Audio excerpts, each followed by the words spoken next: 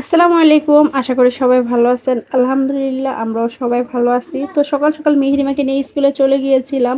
আজকে মেহরিমার বাংলা পরীক্ষা ছিল। আর আসার সময় মেহরিমা বলতেছিল যে তার পরীক্ষা নাকি আজকে অনেক বেশি ভালো হইছে। আর এই কথাটা শুনে আমারও অনেক বেশি ভালো লাগছে।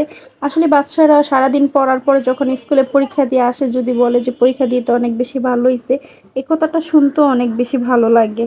তো যেহেতু পরীক্ষা বসে থাকতে হতো, সাথে মাহিরকেও নিয়ে গেছিলাম। আর মাহির তো এত বেশি দুষ্টামি করতেছিল গরমের ভিতরে।